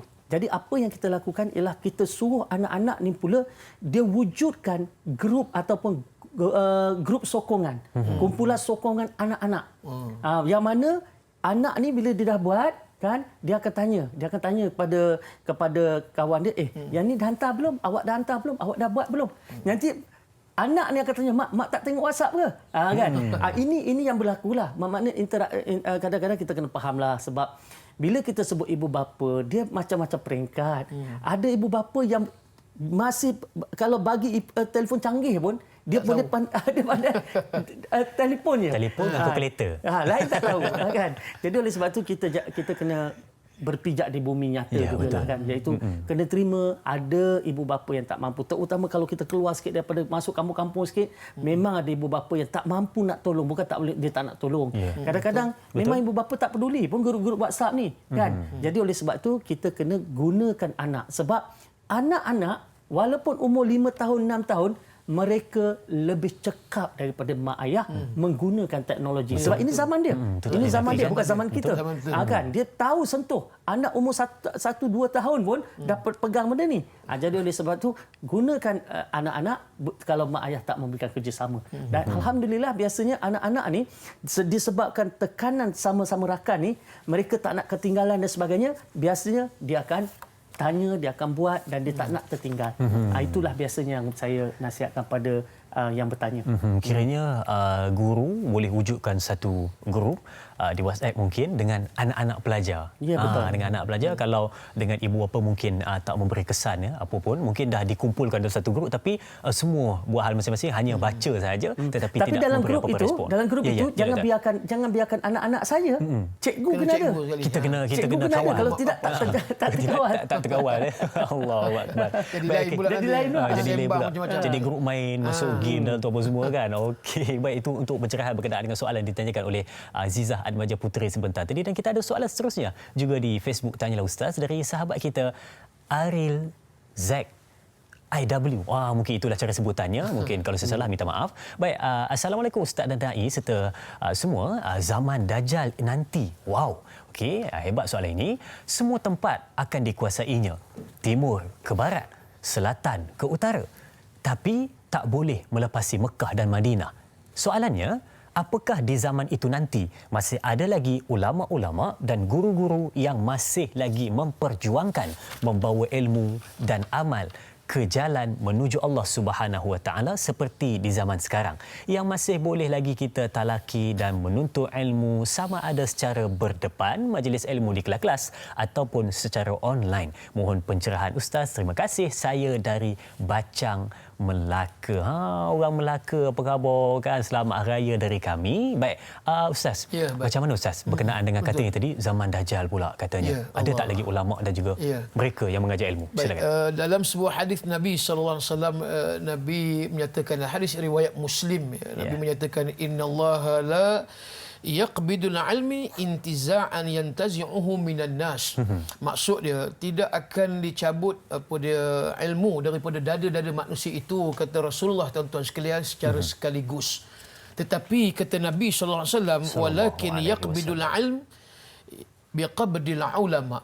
Allah akan cabut ilmu daripada dunia ini dengan mematikan para alim ulama. Allahu Akbar. Ini yang kata ni. Akhir zaman ni, tuan-tuan dan puan sekalian, yang katakan seorang ulama ni maknanya orang yang ada ilmu, alim, kemudian dia mengamalkan ilmunya. Tu yang kata bezanya seorang alim dengan abid ni jauh. Ada yang abid hanya melakukan ibadah, tetapi yang berilmu ni keluasan ilmu dia dan cukup berhati-hati dan disiplin yang tinggi di dalam berhujah bila mana mereka berhujah. Baik, balik tadi maknanya ulama.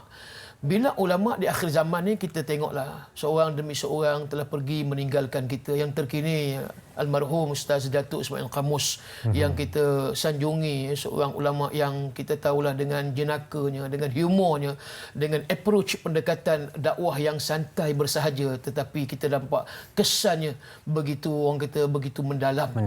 Tapi apakan daya, Allah lebih sayang kepada almarhum yang telah meninggal baru-baru ini. Ini menunjukkan bahawa tadilah Allah Subhanahu wa taala sikit demi sedikit mengangkat ilmu di dunia ini, dan bila mana sudah ketiadaan ulama, kita takut inilah yang akan berlaku yang disebut iaitu wa yazharu jahlu. Maknanya orang yang jahil, para juhala. Mereka buat ataupun mereka ni melakukan ibadah, tetapi al-ibadatu juhala. Siapa mereka? Yakni ahlul ibadah yang jahil, yang tidak belajar ilmu secara tadilah, secara tertibnya, secara disiplinnya. Mungkin kita kata bolehlah kalau kita tanya Pak Cik Google, kita ambil daripada internet. Tetapi tadilah macam doktor sebutkan tadi, kesahihan daripada mula mana, kemudian akhirnya di mana. Sebab bila mana belajar ni, kita nampak kita nak menguasai ilmu hadis umpamanya, kita kena tahu sanad hadis macam mana. Belajar bersanad ni bagus. Kita tahu sampai akhirnya kelangsungan hadis itu daripada Nabi sallallahu alaihi wasallam. Itu yang disebut oleh ulama, sesungguhnya kita belajar bil kitab linusfi, kamu dapat ilmu itu separuh. Tetapi kalau kamu belajar bil mu'alim, kamu belajar dengan orang alim, tok guru dengan ulama, maka ulama menyatakan kamu dapat keseluruhan kesempurnaan ilmu. Itu perbezaan.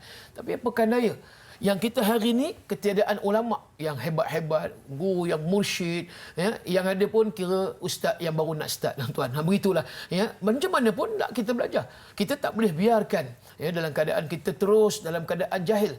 Sebab itulah bila mana adanya para alim ulama, adanya tok-tok guru kita, kita kena dekati, tuan-tuan. Kita kena hadir majlis-majlis ilmu yang kalau sekiranya jauh sekalipun, tengoklah sahabat Nabi di sekitar Madinah. Bila mana Nabi mengajar di Masjid Nabawi, rumahlah ketika itu rumah Rasulullah, maka daripada pelusuk Madinah datang dalam keadaan tidak ada makanan, tidak ada minuman. Kita kata orang yang daif.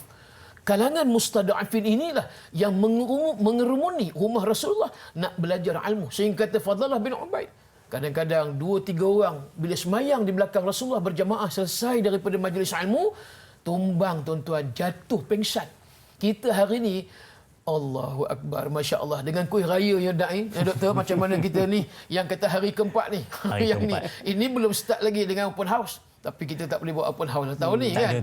Tak ada, tak ada kambing golek, tak ada nasi dalca, tak ada apa nak katakan. Tapi tak apalah.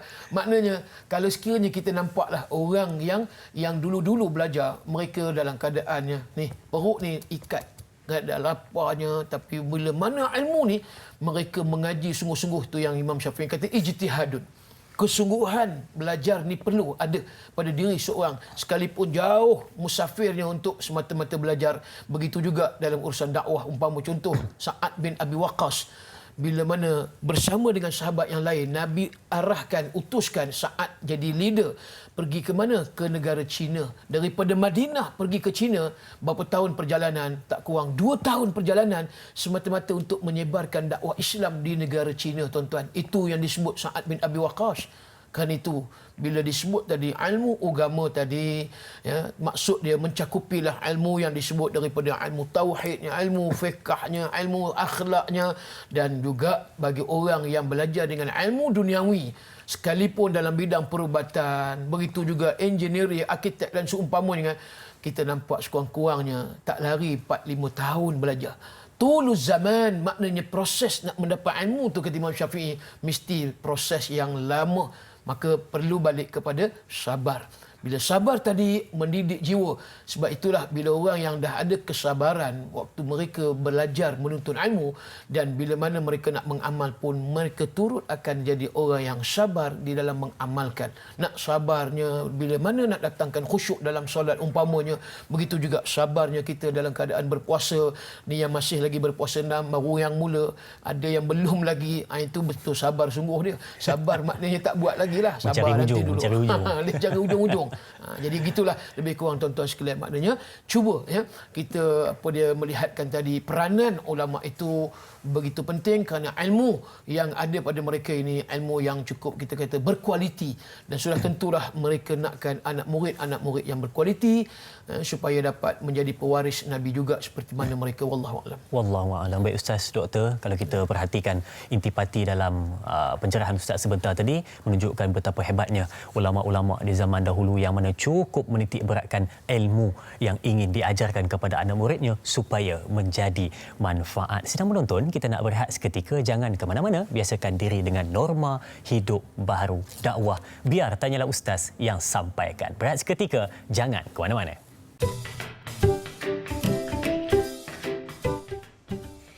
Mami, bila nak pergi sekolah? Kakak nak jumpa cikgu, nak jumpa kawan-kawan. Susah belajar kat rumah je. Bosan belajar seorang-seorang. Mami, 其实学校要开哦。Mami在哪里哦？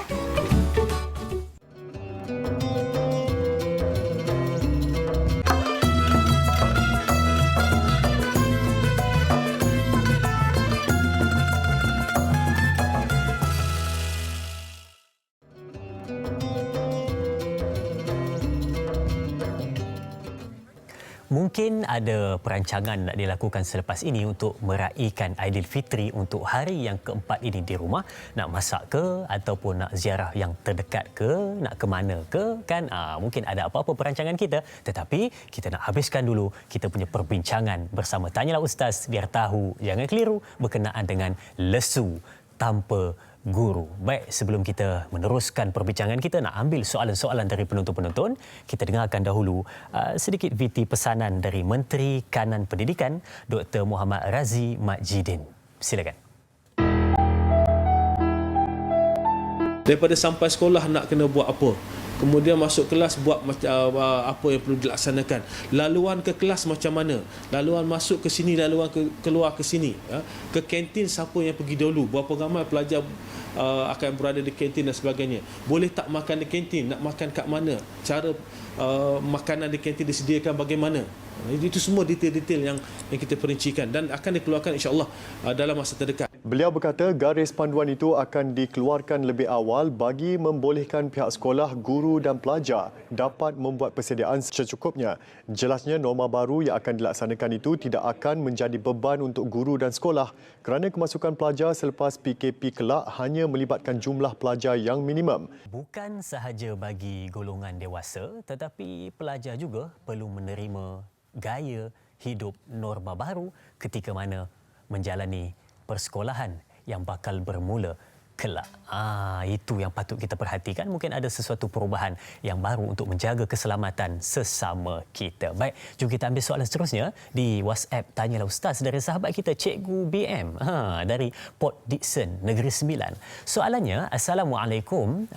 Apa yang saya lihat, sebenarnya tempoh PKPB ini telah membuka mata masyarakat dengan adanya kaedah kelas maya ini juga secara tidak langsung menafikan tuduhan buat para guru yang dikatakan goyang kaki sepanjang tempoh PKPB ini. Selama ini, ibu bapa di luar sana selalu menunding jari kepada guru-guru. Saya sedar tempoh ini bukanlah sesuatu tempoh untuk menunding jari kepada sesiapa pun. Namun, hargailah pengorbanan guru. Terima kasih Cikgu PM atas soalan yang ditanyakan. Menarik soalannya untuk kita bincangkan pada pagi ini. Jadi kita serahkan kepada Dr. Asmadi untuk pencerahan. Silakan.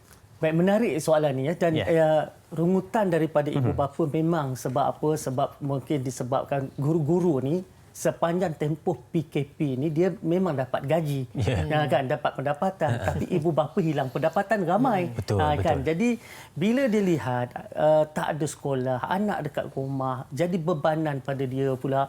Jadi kerungsingan kan, bila bangun pagi berkolek, main video game, main komputer kan, lewat bangun. Jadi semua ni menjadi kerungsingan, maka dia rasakan bahawa cikgu-cikgu ni memang dah goyang kaki dapat gaji.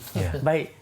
Sebenarnya, kita kena faham, cikgu dia ada tanggungjawab untuk menghabiskan silibus yang dia nak kena ajar dekat murid dia. Katalah kalau katakan masa belajarnya nanti tinggal katakan 3 bulan, 4 bulan sebelum hujung tahun, dia nak kena habiskan juga silibus tu. Betul. Kan? Untuk sebab tahun depan, budak ni nanti dah masuk tahun baru. Silibus baru. Jadi, bebanan kepada guru tu tetap akan ada. Betul. Jadi, sebab itu, ada guru-guru yang mana yang mula mengajar secara online.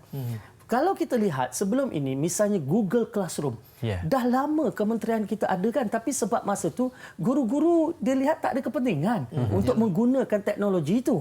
Tetapi sekarang guru-guru mula explore, dia mula meneroka, mula memahirkan dirinya. Jadi PKP ni sebenarnya dia juga menyebabkan guru-guru terpaksa belajar perkara yang dia tak pernah nak belajar selama ni. Pada dia sebelum tak apalah, ada ya ke tak apalah, biarlah cikgu IT fikirkan. Tetapi sekarang dia kena belajar. Betul. So ini bila dia duduk, dia kena mengadap, dia kena mengajar, dia kena menyediakan bahan-bahan dalam bentuk digital. Ini adalah satu masa yang telah diberikan untuk mengajar murid dia. Yang mana boleh kita kata cikgu goyang kaki, kan? Kita tak tahu semalam dia nak mengajar kelas hari ini walaupun mungkin setengah jam, dia menyediakan bahan satu malam tak tidur, kita tak tahu. Kita tak nampak sebab apa? Kita duduk nampak yang mengajar dalam kelas sahaja. Jadi kita bersangka baik dengan cikgu. Pertama sebab bila cikgu mengajar secara teknologi, persediaan dia mengajar mungkin 1 jam, persediaan mungkin 3-4 jam sebelum itu.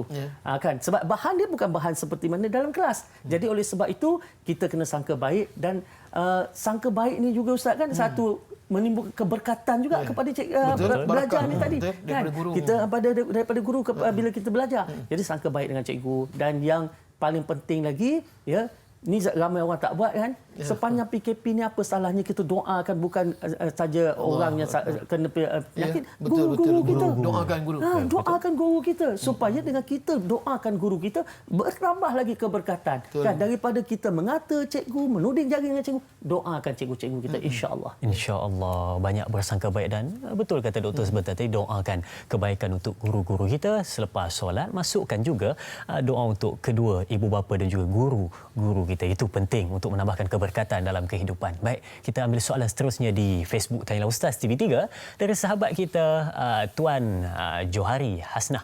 Baik, okey. Assalamualaikum Ustaz dan Dai serta semua.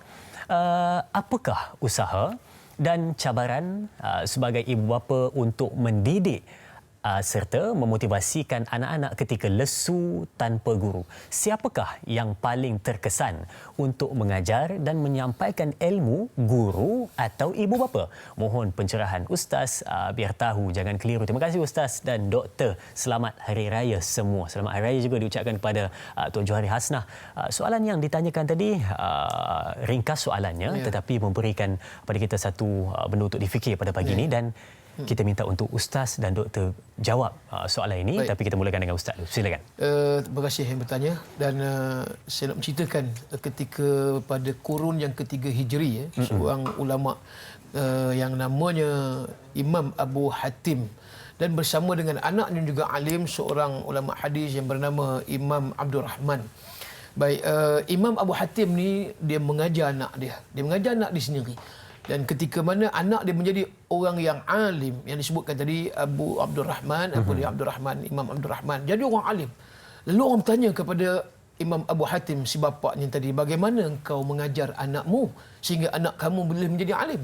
Lalu dijawab oleh Imam Abu Hatim, sesungguhnya anak aku sendiri yang mengajar. Dan aku mengajar anak aku ni tak kira tempat di mana dan tak kira masa waktu bila pun, kata Imam Abu Hatim. Sehingga kata bapa ni Imam Abu Hatim, ya, aku masuk ke dalam bilik air, aku masuk ke dalam tandas dan bilik air, anak aku akan membaca dan akan belajar di luar daripada bilik air. Allah, begitulah yang ada pada kekuatan pada bapaknya sendiri yang mengajar anak, dan anaknya begitu tekun sehingga bapaknya masuk ke dalam bilik air, tuan-tuan, anaknya tetap membaca dan belajar di luar pintu bilik air. Bermakna pun dia rasa seperguruan, menghormati, walaupun bapa sendiri dia hormat dan juga dia menghormati seorang guru. Artinya apa dia? Kalau sekiranya peranan tadi, ya, seorang bapa terhadap anak begitulah, dia patutlah menjadi seorang guru secara langsung dan tak langsung juga di rumah. Pada waktu PKP ni, jangan tinggalkan tanggungjawab. Sebab anak tadi memerlukan bimbingan dan didikan yang formal dan tak formal. Bila mana anak melihat bapa tadi, maka anak akan ikut contoh. Kalau bapa mengajar Quran di rumah, insya-Allah mana akan mengajar Quran di rumah. Kalau bapaknya mengajar anak mengaji, insya-Allah anak tadi akan belajar menghormati guru, dan disebutkan tadi didoakan pula terhadap gurunya walaupun gurunya tidak berada di depan mata. Dia tahu bahawa bapaknya replace, menggantikan guru yang dibelajar di sekolah. Sebab itu kalau nak sebut bagaimana kesan waktu PKP ni anak dengan bapa dengan anak, maka bapa tadi perlu melihat kepada pendidikan berterusan daripada anaknya yang tadi dahagakan, yang disebut daripada ilmu-ilmu yang sepatutnya kita curahkan. So kita tidak boleh bagi alasan di rumah anak-anak dibiarkan tanpa pelajaran. Maknanya home based learning. Kita balik kepada rumah ini pusat pembelajaran, walaupun sekolah kita ditangguhkan untuk keluar berada di dalam classroom. InsyaAllah mudah-mudahan anak tadi menjadi generasi ilmu, insyaAllah. InsyaAllah. Baik, terima kasih Ustaz. Dan pandangan doktor berkenaan dengan soalan tadi? Silakan. Okey. Satu perkara, bila kita belajar, kita kena tahu apa yang nak kita kuasai. Jadi ibu bapa di rumah, kalau kita katakan anak kita tak nak dia buang masa atau dia jadi bosan dan sebagainya, kita letakkan jadual. Mesti ada jadual. Okey, pagi ni belajar, kita letakkan mungkin dia belajar dalam masa berapa minit, kemudian apa yang perlu dia kuasai. Jadi oleh sebab tu bila anak tu dia belajar, dia tahu sama ada dia dah selesai ataupun belum selesai. Kadang-kadang kita tak letakkan jadual. Bila kita tak letakkan jadual, anak belajar dia tak tahu bila dia nak berhenti. Kan? Dan kita pula duk kata anak tak belajar. Kan? Sebab apa? Sebab kita pun tak tahu kat mana tahap yang kita kata anak dah belajar. Jadi oleh sebab itu, untuk tingkatkan motivasi anak, kita kena buat jadual. Jadi kita tahu anak pun bermotivasi. Yang ini saya dah selesai. Yang ini pun saya dah selesai. Yang ini pun saya dah buat. Jadi anak akan datang motivasi bila dia rasa dia ada pencapaian kecil yang telah pun dia kuasai, yang telah dia capai. Dan di samping itu juga, di rumah pun kita boleh bagi ganjaran. Ganjaran tak semestinya beli hadiah. Kadang-kadang pelepasan tugas, berikan dia masa. Okey, adik boleh main video game ni sebab adik dah selesai, abang belum lagi. Contoh. Jadi benda-benda macam ni akan membuat anak-anak seronok. Betul. Jadi kepelbagaian sebegini, kita ni pengurusan di rumah ni, ibu bapa boleh mainkan peranan. Kita tak tahu nak mengajar, tapi kita sekurang-kurangnya kena tahu menguruskan benda-benda macam ni supaya anak kita tak adalah hilang pedoman apa yang nak dilakukan. Ini satu motivasi. Betul, satu motivasi yang baik untuk kita dengar pada pagi ini berkenaan dengan bagaimana untuk kita mendidik anak tentang bagaimana untuk menjadi yang terbaik walaupun berada di rumah, belajar di rumah dengan sebaiknya. Jadi Ustaz, berkenaan dengan hujung-hujung ni mungkin kita nak tanya kepada Ustaz bila PKP ni mungkin memberi satu hikmah kepada ibu bapa dan juga guru. Kalau sebelum ni mungkin ada ibu bapa yang tak rapat dengan anaknya lebih rapat dengan guru di sekolah. Jadi mungkin dalam keadaan yang berlaku sekarang, anak itu mula rapat dengan ibu bapanya. Mungkin ada hikmah di situ, Ustaz. Sedikit perkongsian. Memang itulah kita nampak hikmahnya bila berlakunya keadaan sekarang ini. Anak-anak dah semakin rapat, akrab dengan mak bapa, dan sentiasa ada komunikasi daripada seorang anak kepada bapa dan bapa kepada anak, dan begitu juga tunjuk ajar daripada bapa sendiri. Mungkin tarawihnya bulan puasa yang baru ni bapa jadi imam, dan apa dia anak pun jadi makmum di belakang, termasuklah isteri maknya ada di belakang. Nampak di sini keharmonian hidup ni Allah terserlah. Dan begitu jugalah mungkin ada yang bapa lebih advance lagi, ada yang setiap kali selepas solat kemudian mengajar anak tentang ilmu sikit, bagi ilmu tafsir, bacaan hadis umpamanya, dan begitu juga terlibat dengan tadarus kelompok di dalam rumah. Ini banyak sebenarnya yang kita nampak, dan yang kita tahu lagi bila mana musim PKP ni juga ustaz-ustaz, para asatizah kita, tok-tok guru kita, mereka buat kuliah online. Biasa kalau masjid kelompok mungkin dalam 100 orang, 50 orang yang hadir, yang dengar. Tetapi bila online ni saya tengok ada yang sampai 25,000 umpamanya dai yang tajwid online. Sampai 25,000 ada yang tengok live. Kemudian kalau view mungkin lebih lagi lah, berapa ratus ribu.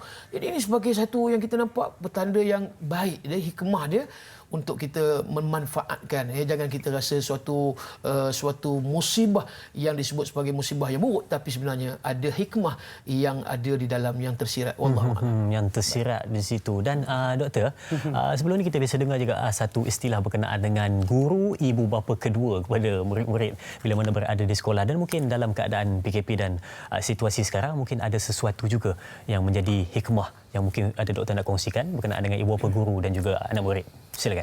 Antara perkara hikmah yang saya nampak kan, selama ni kita tak sedar betapa besarnya peranan guru dalam mendidik anak, sehinggalah kita di rumah terpaksa melakukannya. Baru kita tahu bahawa sebenarnya bukan mudah untuk menjadi seorang guru. Selama ni kita pergi pagi, kita serah anak kita, kita ambil petang, kita ambil tengah hari. Sekarang bila kita tengok, walaupun mungkin kelas online, kita tengok sendiri bagaimana cikgu mengajar dan sebagainya, dan sampai kepada tahap ada yang mula rindu sekolah. Ada yang mula rindu. Kalau dulu kata balasnya bangun pagi nak pergi sekolah. Sekarang rindu nak pergi sekolah. Rindu nak jumpa kawan. Rindu nak jumpa cikgu. Dan saya rasa itu satu hikmah yang besar. Maknanya tadi kita boleh tanam dalam jiwa anak-anak kita supaya sifat berkasih sayang, rindu ni tadi kan, kenang balik masa bila akan datang, ingat balik masa PKP macam mana awak rindu cikgu, rindu kawan, rindu persekitaran. Jadi manfaatkan nanti selepas selesai saja PKP, maka syukurlah dengan nikmat-nikmat yang Allah berikan kepada kita melalui adanya cikgu, adanya sekolah, adanya kawan, adanya persekolahan. Sebab itulah dikatakan hikmah di sebalik sesuatu. Sidang penonton, sebenarnya banyak lagi kita nak kongsikan pada pagi ini, tapi sudah pun di penghujung Tanyalah Ustaz pada pagi ini. InsyaAllah mudah-mudahan bermanfaat atas apa yang dikongsikan. Kalau dicatat tadi memang habis satu lembaran kertas untuk mencatat apa yang disampaikan. Jadi jom kita dengarkan kesimpulan dari Dr. Azmadi tentang apa perbincangan kita. Doktor, kesimpulan ringkas untuk pagi ini. Silakan. Satu kesimpulan yang boleh saya katakan bahawa belajar ini sebenarnya tanpa batas lah. Walau bagaimana keadaan sekalipun, apa keadaan pun, kalau kita tengok, kalau di Gaza, Palestin sekalipun di bawah runtuhan bangunan, tetap buka kelas. Kan? Jadi bermakna ini menunjukkan kepada kita belajar itu tidak ada batasnya. Jadi oleh sebab itu, di mana saja kita berada, pada bila-bila masa, dalam apa juga keadaan, dalam tak ada berduit sekalipun, terus mencari ilmu dan mencari guru. Terus mencari ilmu dan mencari guru. Itu nota penting untuk pagi ini, untuk disemat dalam hati kita. Dan kita nak dengarkan pula doa ringkas dari Ustaz untuk menutup majlis kita pada pagi ini. Silakan. Bismillahirrahmanirrahim. Alhamdulillahirabbil alamin, wassalatu wassalamu ala Rasulillah wa ala alihi wa ashabihi ajma'in. Allahumma arhamna bil Qur'anil azim waj'alhu lana imaman wa nuran wa hudan wa rahmah. Allahumma dhakkirna minhu ma nusina wa 'allimna minhu ma jahilna warzuqna tilawatahu ana al-laili wa atrafan nahar waj'alhu lana hujjatan ya rabbal alamin. Allahumma inna nas'aluka 'ilman nafi'an wa 'amalan mutaqabbalan wa rizqan wasi'an wa shifaa'an min kulli da'. Allahumma faqihna fid din wa 'allimna ta'wil wa ihdinas siratal mustaqim. Ya Allah, Tuhan kami mohon kepadamu ya Allah, pada keberkatan pagi yang mulia ini ya Allah, agar kami sentiasa memanfaatkan ilmu yang kami pelajari ya Allah. Mudahkanlah kami mendapat kefahaman yang baik ya Allah, terutama dalam bidang ilmu agama ya Allah, dan begitu juga ilmu-ilmu yang dipelajari selain daripada ilmu agama ya Allah. Ya Allah, Tuhan kami, jadikanlah anak-anak kami ya Allah rajin belajar dan sentiasa mencintai ilmu dan begitu juga sentiasa menghormati guru-gurunya ya Allah. Ya Allah Tuhan kami, sekiranya guru-guru kami ya Allah memiliki ataupun mempunyai dosa ya Allah, melakukan segala dosa, maka ampunkanlah dosa guru-guru kami ya Allah. Mudah-mudahan kami menjadi sebagai manusia yang benar-benar mengasihi guru kami, dan ya Allah kami mohon kepadamu ya Allah sehingga kami dapat mengamalkan segala ilmu yang kami pelajari daripada guru-guru kami ya Allah. Allahumma ja'al jama'ana jama'an marhuma wa tafarruqna min ba'dihi tafarruqan ma'suma. Wa sallallahu ala sayyidina Muhammad wa ala alihi wa ashabihi wa barik wa sallim. Alhamdulillahi rabbil alamin. Amin amin ya rabbal alamin. Alhamdulillah, terima kasih diucapkan kepada doktor dan juga ustaz atas perkongsian pada pagi ini. Selamat Hari Raya diucapkan kepada semua penonton setia Tanyalah Ustaz. Teruskan menikmati Aidilfitri, tetapi jangan lupa untuk jaga diri. #kita jaga kita. Sekian, Assalamualaikum warahmatullahi wabarakatuh.